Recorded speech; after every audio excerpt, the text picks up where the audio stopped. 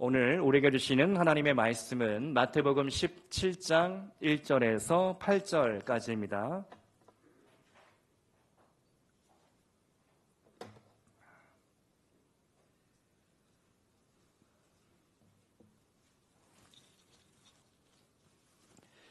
마태복음 17장 1절에서 8절까지 저와 여러분이 한 절씩 교독하시고 마지막 절 다 같이 읽겠습니다. 제가 먼저 1절 읽겠습니다. 엿새 후에 예수께서 베드로와 야고보와 그 형제 요한을 데리시고 따로 높은 산에 올라가셨더니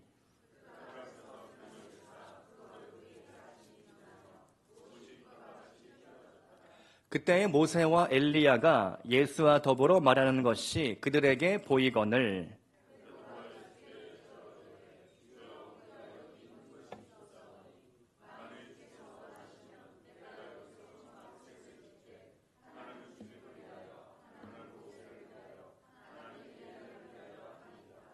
말할 때에 호련히 빛난 구름이 그들을 덮으며 구름 속에서 소리가 나서 이르시되 이는 내 사랑하는 아들이요 내 기뻐하는 자니 너희는 그의 말을 들으라 하시는지라.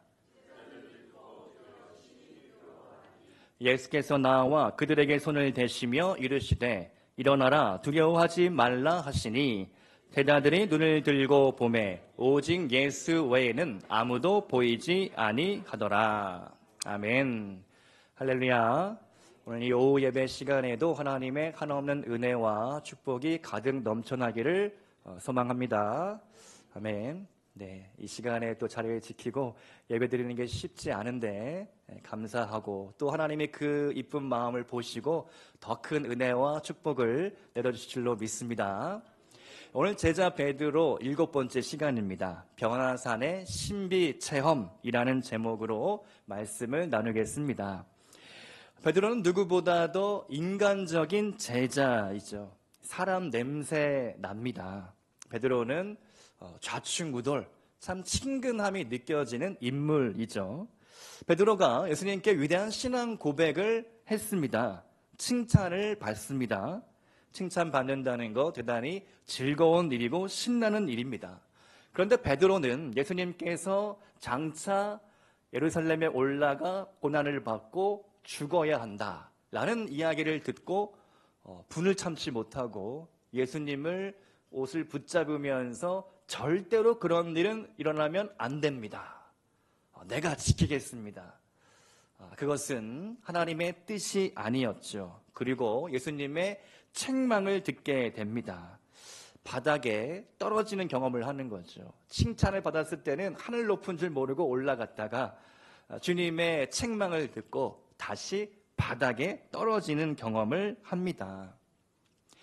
부교역자 시절 저도 잘못하고 실수를 하면 참 괴롭습니다.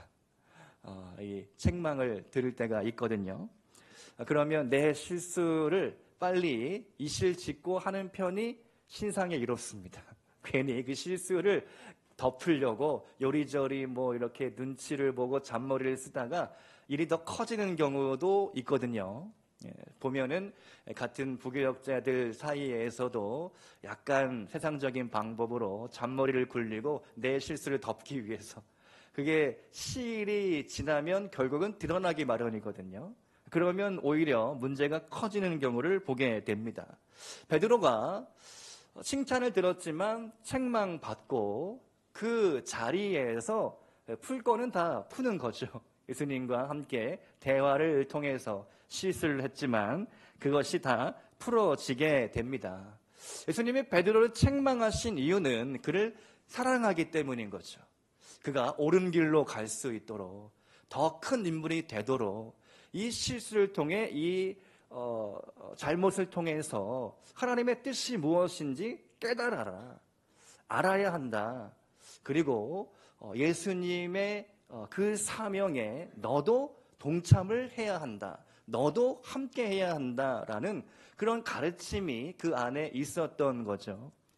여러분 어떻습니까? 전승에 따르면 베드로도 십자가에 올라 죽었다고 하죠. 그런데 나는 예수님처럼 똑바로 11조 십자가에 달려 죽을 수는 없다. 나는 거꾸로 달려 죽겠다. 그것이 베드로의 마지막 죽음의 모습이었습니다. 자, 오늘 말씀으로 다시 돌아와서 주님은 베드로, 야고보, 요한 세 사람을 데리고 산에 올라가십니다. 그리고 그 산에서 신비 체험을 하게 됩니다. 마이클 그린이 쓴 마태복음 강해서를 보면 이 산을 헐몬산이다라고 설명을 합니다. 베드로의 신앙 고백에 있었던 장소는 가이사랴 빌립보였고 예수님은 헐몬산에 올라가시는 거다. 가이사랴 빌립보와 헐몬산은 지척에 가까운 곳에 있다는 거죠. 헐몬산의 높이는 2814m나 됩니다. 헐몬산에는 늘 만년설이 있었고 헐몬산에 내려오는 그 이슬이 그 주변을 아주 풍요롭게 했던 것이죠. 그래서 시편 133편 말씀을 보면 3절의 말씀인데요. 한번 띄워주시겠습니까? 같이 읽겠습니다. 시작. 헐몬의 이슬이 시온의 산들에 내림 같도다. 거기서 여호와께서 복을 명령하셨나니 곧 영생이로다. 아멘. 헐몬산에서 내려오는 이슬이 하나님의 하나는 은혜와 축복 같다. 그 안에 영생이 있다라고 말씀하는 것이죠. 바로 그 산에 지금 예수님과 3명의 제자가 올라갑니다. 그 산에 올라 아름다운 연합, 하나됨을 예수님께서 누리도록 하시기 위함이죠. 예수님은 베드로를 사랑하셨고 품어주셨습니다. 오늘 말씀을 통하여 베드로가 무엇을 깨달았는지, 또 우리는 이 변화산의 사건을 통하여 어떤 교훈을 받을 수 있을지 3가지로 크게 살펴보겠습니다. 첫 번째, 기도가 변화를 일으킵니다. 우리 한번 따라서 해보겠습니다. 기도가 변화를 일으킵니다. 아멘. 마태복음은 예수님이 베드로와 야고보와 형제를 데리고 따로 높은 산에 올라가셨다. 그런데 누가복음을 보면요, 예수님이 기도하시러 산에 올라갔다라고 기록하고 있죠. 누가복음 9장 28절의 말씀인데요. 이 말씀을 하신 후 8일쯤 되어 예수께서 베드로와 요한과 야고보를 데리고 기도하시러 산에 올라가사.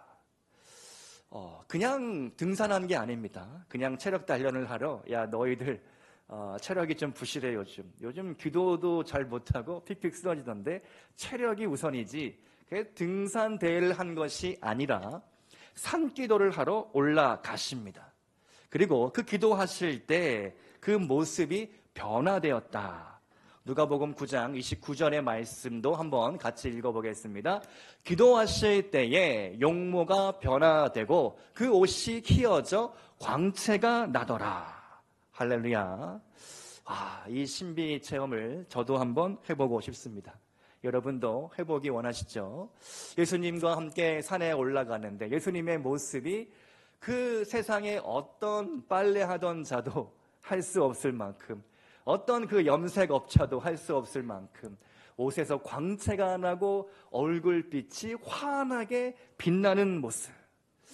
아마도 저는 상상해 볼 때 요한계시록에 나올 그 재림의 예수님, 정말 빛난 천군 천사들과 함께 예수님 보좌 우편에 앉아 계신 그 예수님의 모습을 지금 제자들이 잠깐 그것을 엿본 게 아닐까.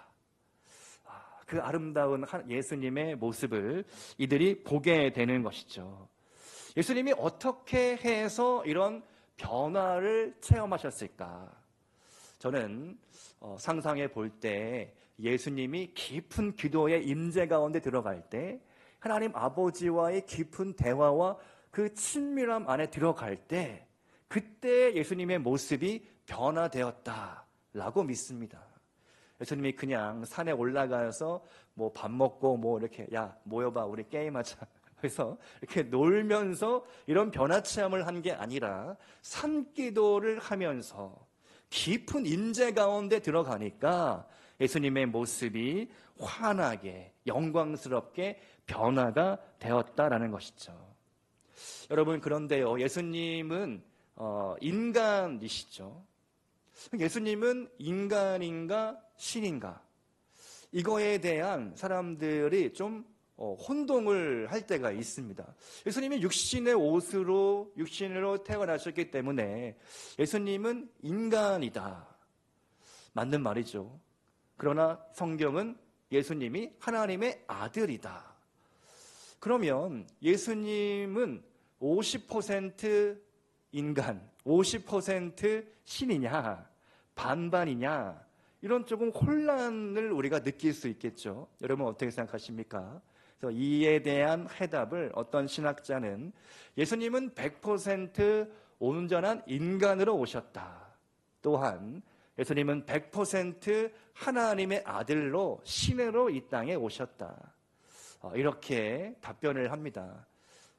어떻습니까, 여러분? 동의하십니까? 예수님은 인간이셨고 동시에 하나님의 아들로 이 땅에 오셨다는 거죠.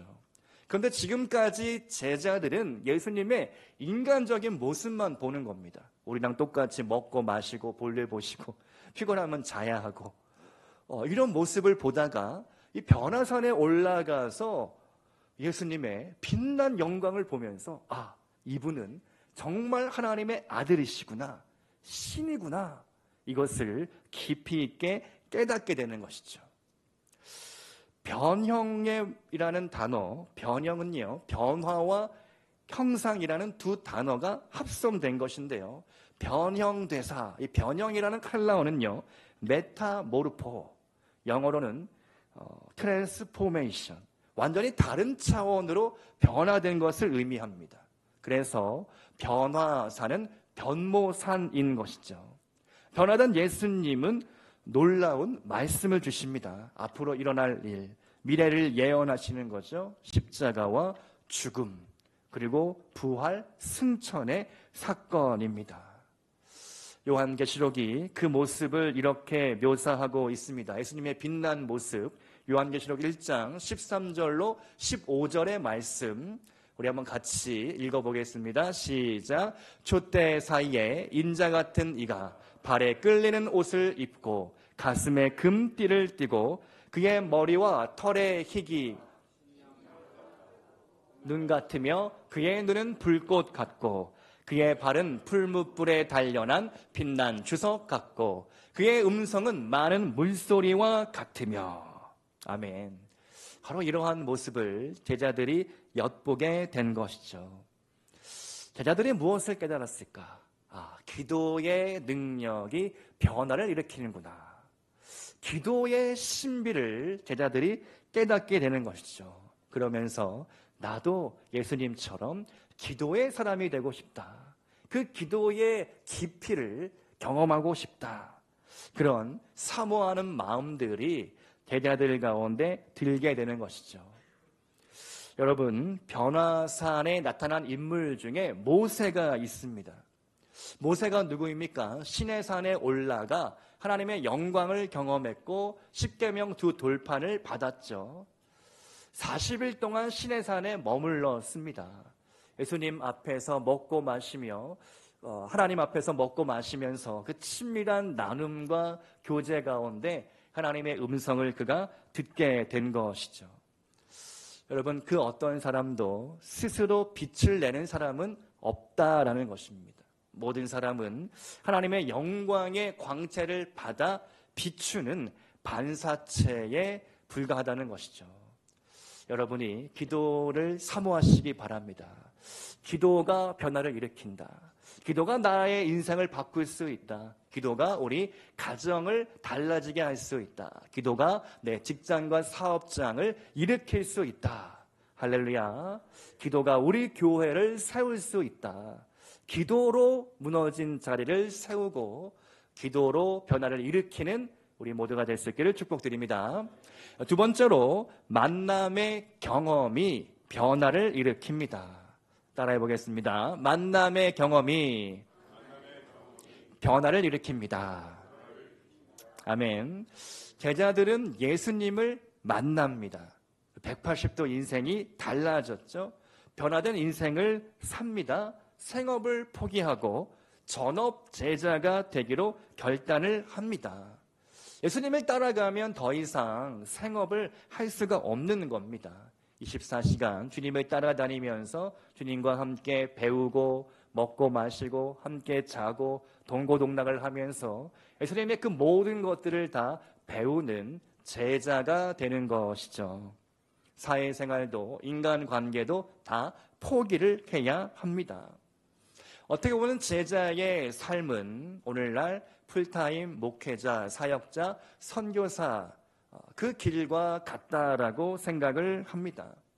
요즘 교회들마다 또 기독교계에서 큰 이슈가 하나 있는데요.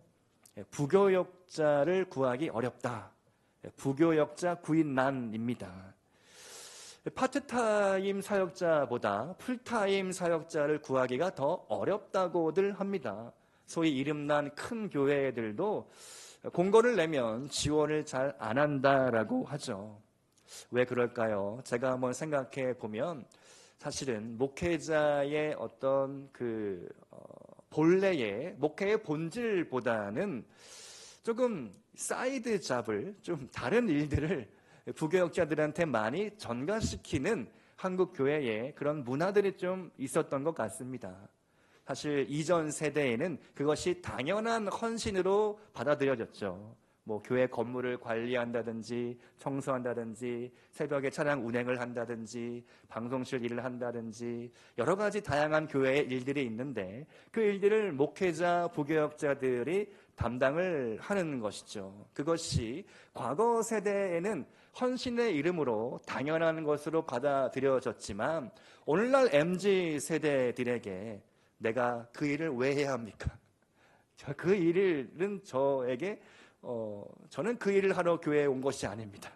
그래서 교회에 부임할 때 내가 무슨 일을 하게 되는지 꼼꼼하게 물어보고 따지고 그리고 어떤 일종의 그런 협의를 거쳐서 온다라는 것이죠.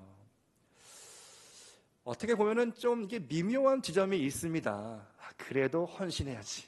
그러면 복 받는다.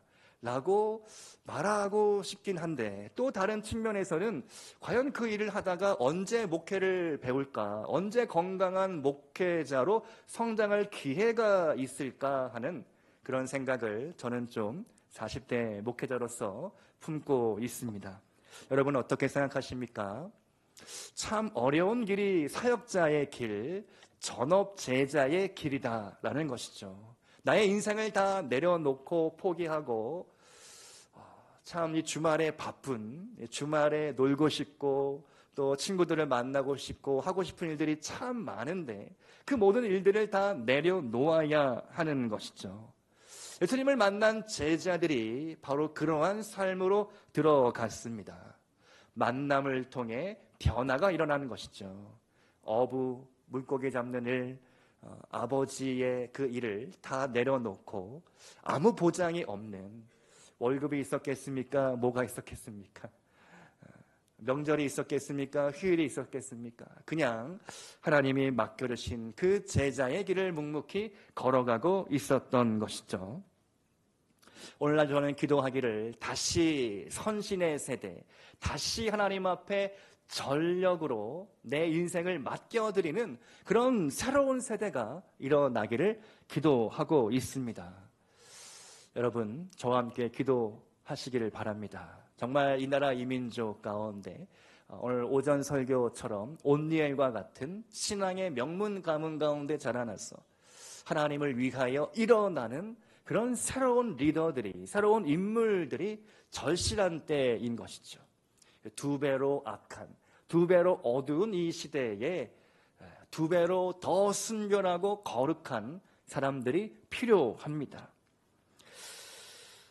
여러분, 이번 주에 제가 광야를 살다라는 이진희 목사님의 책을 읽으면서 모세의 삶을 한번 생각해 봤습니다. 모세가 광야를 살면서 그는 잊혀짐의 광야를 걸어가야 했습니다. 모세가 누구입니까? 모세는 이집트 왕자로 성장을 했죠. 그러나 뜻하지 않은 사건에 휘말려서 이집트 군인을 쳤는데 그만 죽고 말았습니다. 우발적 살인이었죠. 정당방위였다라고 설명할 수도 있었습니다. 그러나 모세는 두려움이 들었고 그 길로 광야로 도망을 칩니다. 그리고 40년 동안이나 미디안 광야에서 양을 치는, 그러다가 어떤 여인을 만나서 결혼하고 아들도 낳고, 자기 양떼는 없고 장인의 양떼를 치는 그런 무명의 야인의 삶을 그가 살아갑니다. 그러다가 때가 참에 하나님이 호렙산 불타는 떨기나무 가운데 모세를 만나주시죠. 너무나 극적인 반전입니다. 나는 초로의 80살, 이집트 왕자 40년, 미디안 광야 40년, 80년, 80살이 되었는데 나는 이제 백발이 성성하고 나 인생 여기서 끝났다. 여기서 양떼나 치면서 노년을 보내겠다. 바로 그때에 하나님은 모세를 만나주십니다. 불타는 떨기나무. 여러분, 떨기나무가요, 이 책에 의하면 1m 이내의 관목이라고 합니다. 보잘것없는 나무입니다. 보잘것없는 나무에 신기하게 불이 타고 있는 겁니다. 그 불타는 1m 정도의 떨기나무를 보면서 모세는 어떤 생각을 했을까? 저 떨기나무는 마치 내 인생과 같다. 정말 작고 초라하구나. 그런데 신기하게 불이 붙었는데 꺼지지 않는구나. 이 현상은 뭘까? 저는 모세가 그 불타는 떨기나무를 마주하며 자기의 인생을 거기에 대입시켰을 거다라고 생각을 합니다. 광야에 벌어진 아무 의미 없는 보잘것없는 그런 떨기나무이지만, 그런 떨기나무 인생이지만 하나님께 내가 붙들렸을 때 나는 다시 활활 불타오를 수 있다. 할렐루야. 여러분의 인생 아직 끝나지 않았고 우리는 아직 한창입니다. 아름다운 시간을 지금 보내고 있습니다. 하나님, 내게 능력을 주시면 아무리 작고 초라한 떨기나무 같은 인생일지라도 하나님, 성령에 사로잡히게 하여 주옵소서. 성령의 능력으로 사로잡히게 하여 주셔서 다시 꿈꾸고 새로운 인생의 여정을 시작하게 하여 주옵소서. 모세를 묵상하는데요, 모세도 똑같이 산에 올랐고 호렙산에 올랐고 그 변화산 신비 체험을 불타는 떨기나무 가운데 했다는 것이죠. 그리고 시공을 뛰어넘어서 다시 예수님 시대에 모세가 짠하고 엘리야와 함께 나타나서 예수님과 대화를 하고 있는 겁니다. 어떤 대화를 했을까? 성경은 말하고 있지 않기 때문에 모르지만 모세가 자기의 간증을 했을지 모릅니다. 나도 그때 광야에서 정말 힘들게 살았는데 하나님이 나타나 주셔서 나를 만나 주셨고, 그 만남이 나를 완전히 바꿔 놓아서 내가 입이 둔하고 갈 수 없다고 변명을 했지만 하나님이 나를 애굽으로 돌려보내 주셔서 이스라엘 민족을 구원하였다. 내가 민족의 구원자가 되었다. 하나님이 나를 들어 쓰셨다.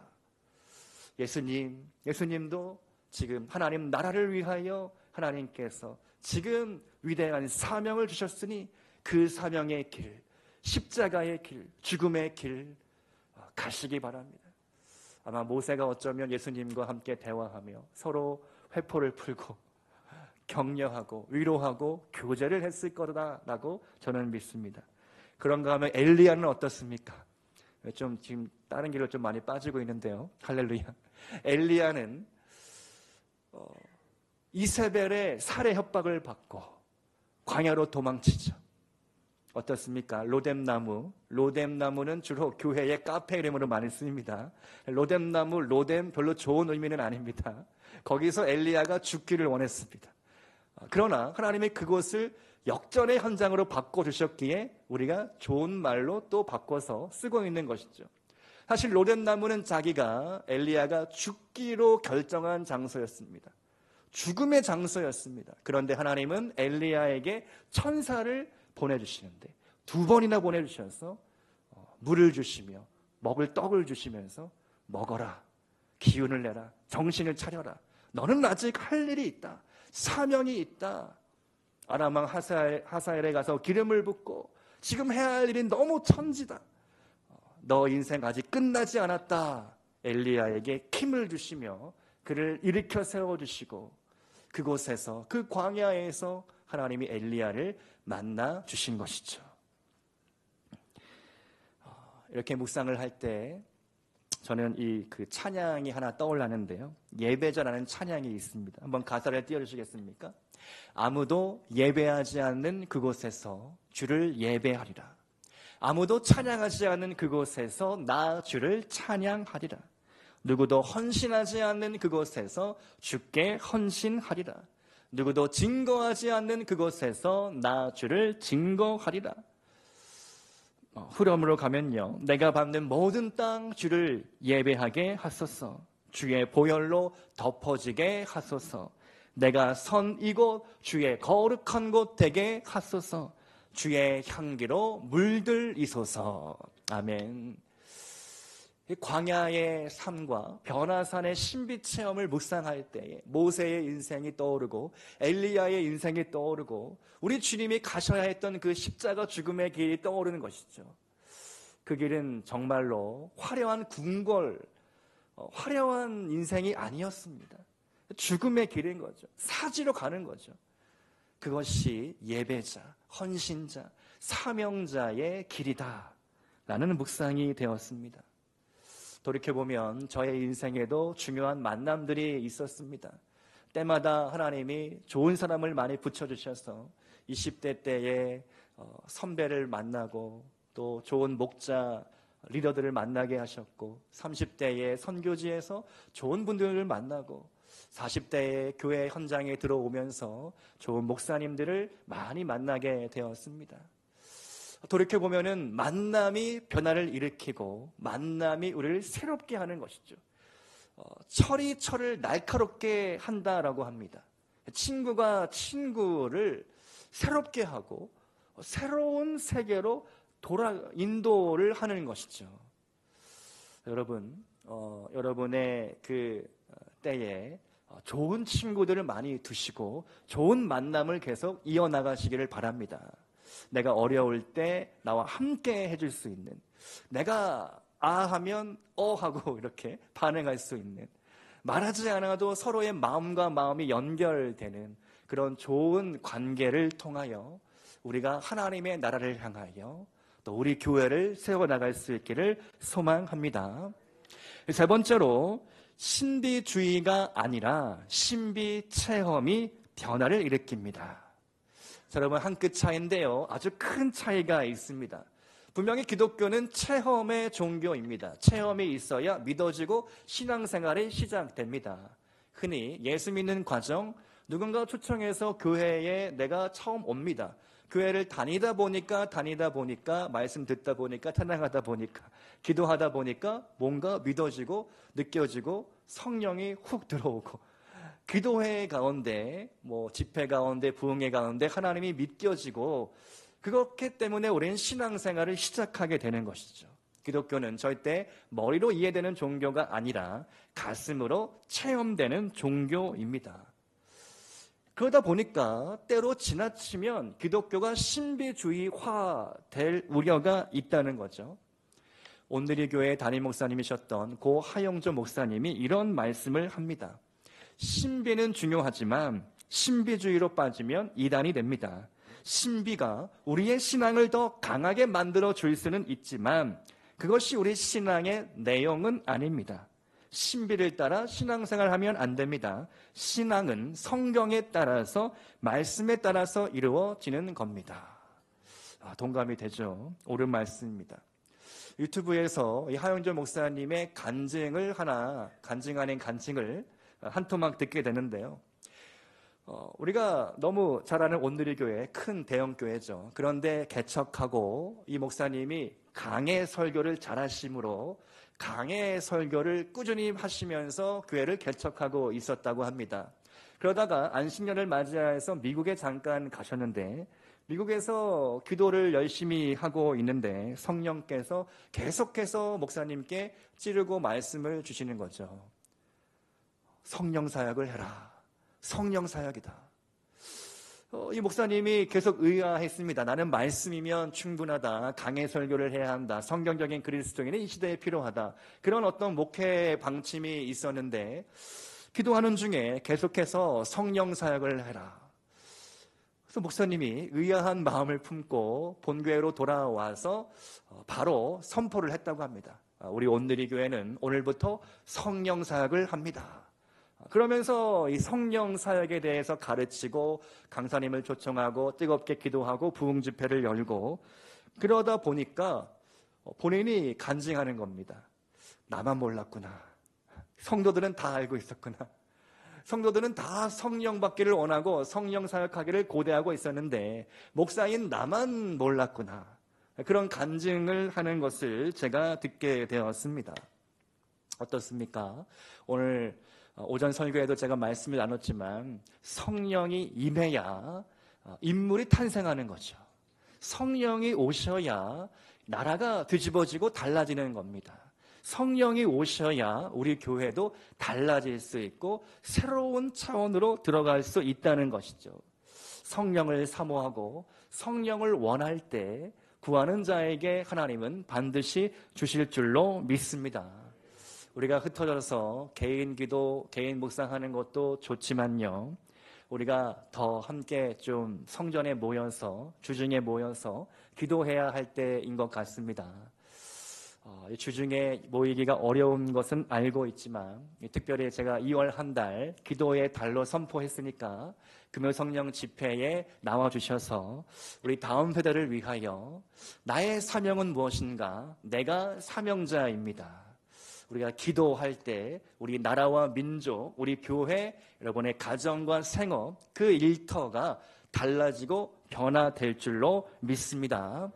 신비주의는 경계하되 신비는 체험해야 한다는 거죠. 우리가 이 말씀을 기억하고 하나님 앞에 나아갈 수 있기를 축복합니다. 오늘 말씀의 결론입니다. 변화산에서 내려와야 하죠. 신비를 체험했다면 일상으로 돌아가야 합니다. 베드로는 신비 체험을 한 후에 이런 말씀을 올리죠. 주여 여기가 좋사오니 만일 주께서 원하시면 내가 여기서 초막 셋을 짓겠습니다. 주님을 위하여, 모세를 위하여, 엘리야를 위하여 우리가 평생 여기서 눌러 앉읍시다. 자, 그런데 성경이 재밌습니다. 누가복음 말씀을 보면 이렇게 뒤에다가 덧붙여 놨어요. 자기가 하는 말을 자기도 알지 못하더라. 횡설설하는 거죠. 베드로는 신비 체험을 했지만 영적인 분별력이 아직까지는 무르익지 못했습니다. 그리고 그 순간 하늘의 음성이 들리죠. 이는 내 사랑하는 아들이요 기뻐하는 자니 너희는 그의 음성을 들으라. 예수님의 뜻에, 예수님의 말씀에 따르는 것이 중요합니다. 변화산에서 신비 체험을 했다면 일상의 자리로 들어가는 거죠. 특별히 이번 한 주 설날 연휴로 보내게 됩니다. 여러분 가족, 친척 방문하고 또 조금 휴식의 시간들이 있는데요. 그 모든 시간 속에서 하나님 내게 주어진 그 사명대로 감당하기를 원합니다. 제자로서 여러분의 사명을 감당하는 한 주간 될 수 있기를 주님의 이름으로 축원드립니다. 함께 기도하겠습니다.